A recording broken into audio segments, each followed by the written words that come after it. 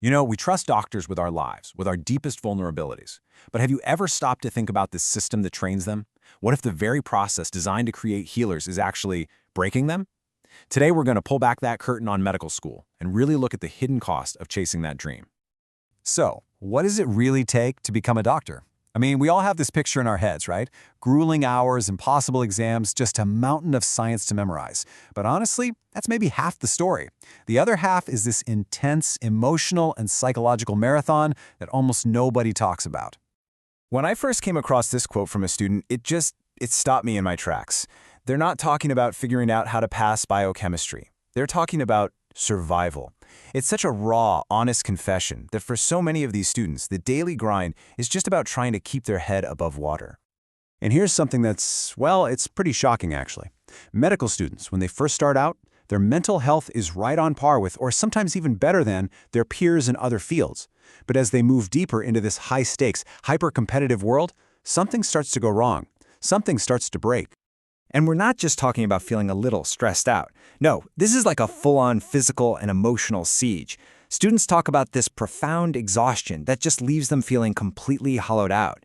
They describe this constant hum of anxiety, a heartbeat that just won't slow down, a kind of hopelessness that gets so bad they start self-diagnosing. And the sleep deprivation, it gets so severe they literally feel like they're just shambling through their days like zombies. So, okay, how do we get beyond just the numbers and really understand the human cost of all this? Well, a team of researchers over at University Sans Malaysia decided they were going to find out by going straight to the source. Instead of just sending out a bunch of surveys, they actually sat down and had real, unfiltered conversations. They gathered 40 students at different points in their training and just listened. They wanted to hear the stories, in the students' own words, to really get a handle on what this experience is actually like. So who are they talking to? Well, here's a quick breakdown.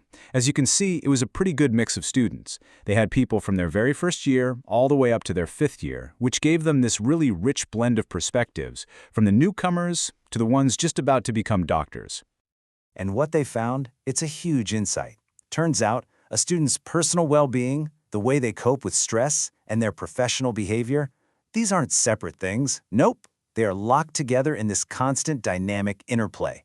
A sort of three-way collision where each one can either lift the others up or drag them all down. Think of it like this, a perfect domino effect.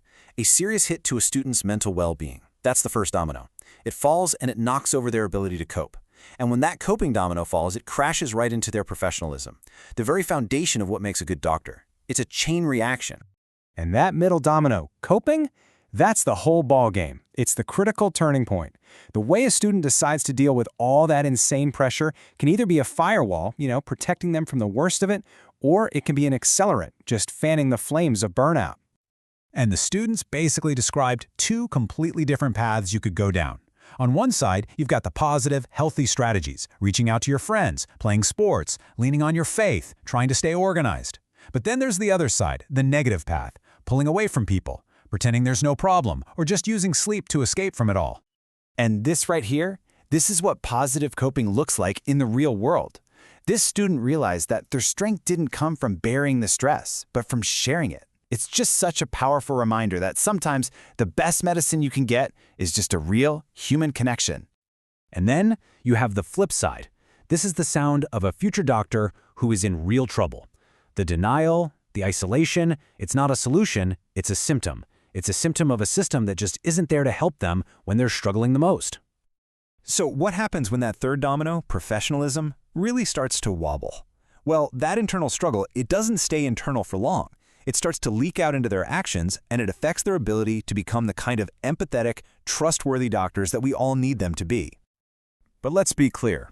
When we say medical professionalism, what are we really talking about? It's way more than just book smarts. It's this whole bundle of essential traits, being a good communicator, having empathy for your patients, having strong ethics, being accountable. It is the absolute bedrock of trust between a doctor and a patient. And under that extreme, constant pressure, that bedrock starts to crack. Students told the researchers that their communication skills just fell apart. They became less social, their ability to feel empathy started to fade, their time management went out the window, and yeah, in some cases, They started cutting corners, even resorting to academic dishonesty just to stay afloat. Wow.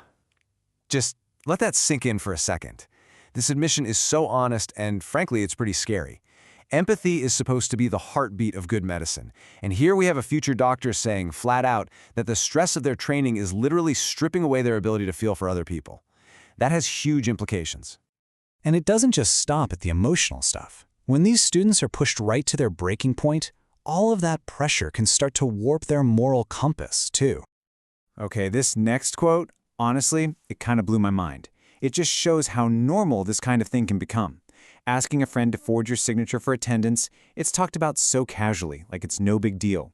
And while it might seem like a small thing, it's a huge red flag. It's a symptom of a system where students are so overwhelmed that cutting ethical corners feels like a necessary survival skill. All right, so we've laid out the problem, and it's a big one. This collision of well-being, coping, and professionalism. But what's the fix? How do we start forging future doctors who are just as resilient as they are brilliant? And this is maybe the most important takeaway from all the research. You can't just put the burden on the students. Telling someone who is drowning to just be a better swimmer is not a solution. It's cruel. The entire system of medical education, it has to change to build support right into its foundation. So the study lays out a new blueprint, really, one that puts these soft skills on the exact same level as scientific knowledge. This means actively training things like communication and empathy, using mentorship to instill professional values, and, get this, actually assessing not just what students know, but who they are becoming as people and professionals. Because at the end of the day, the goal isn't just to crank out brilliant medical encyclopedias, right? It's to nurture healthy, well-rounded human beings. A doctor who's burned out, anxious, and can't feel empathy is a risk to their patients, and it doesn't matter how many textbooks they've memorized. And that leaves us with this one huge, critical question. The well-being of our future doctors is directly linked to the quality of care we all receive. So how do we build a system that teaches them how to heal others without forcing them to sacrifice themselves in the process? Answering that question, well, it's essential for the future of all of us.